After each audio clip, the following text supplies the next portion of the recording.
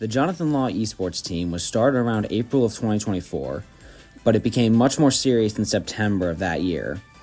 It consists of around 20 people, each playing games like Super Smash Bros. Ultimate, League of Legends, Rocket League, Street Fighter 6, Splatoon 3, and Mario Kart 8.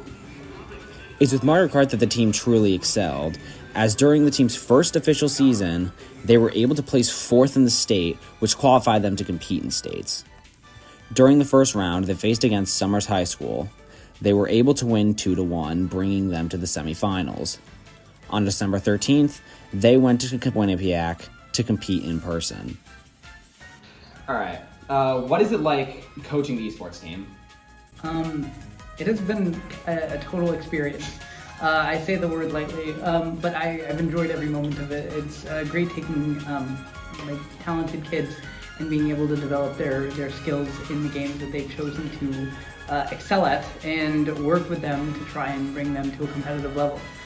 Taking the hobby that most kids know is gaming and kind of developing that more into a professional capacity and getting them to take elements of the game more seriously and be able to prepare for their opponents, be able to understand the mechanics and the different ways the game engine interact.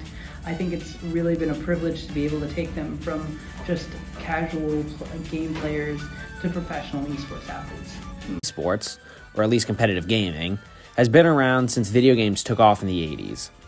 One of the first tournaments that allowed people to compete competitively was the Space Invaders tournament in 1980, followed by a Donkey Kong tournament the following year. It grew even more with the release of games like GoldenEye in the 90s. Esports didn't become super mainstream until around 2011 with the launch of Twitch, which allowed people to show their skills to a much wider audience. I joined esports because I'm in love with video games and the people around there are just so fun to hang out with. During competition, you tend to get very nervous because you're always worried about losing, but in the end, it's all for fun, so everybody ends up having a really good time. I joined esports because it's something I really enjoy doing, and I never thought it would be so important in a way, and it felt really nice to feel really good about doing something I enjoy so much. What goes through your head during competition? Making sure I'm not letting everyone down and really focusing on what you're doing and not getting distracted in the slightest.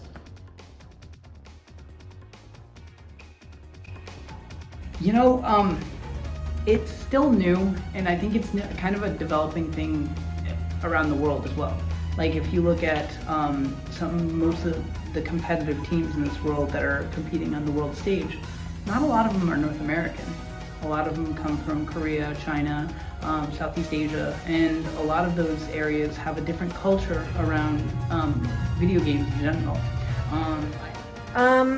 I think that esports is not seen that way because it's not physical and people view games as more just for fun and not as important, which I could see, but it's also important to know that it's still competitive and that's what makes it a sport.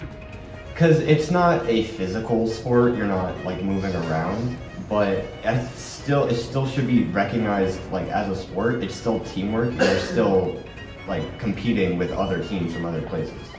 This growing industry, and I think it's important that we look at it is that yes, there is going to be another form of entertainment out there, especially in the sports world. And although it doesn't have the same typical appeal that we see with our modern day sports, it will be a completely new form of entertainment out there.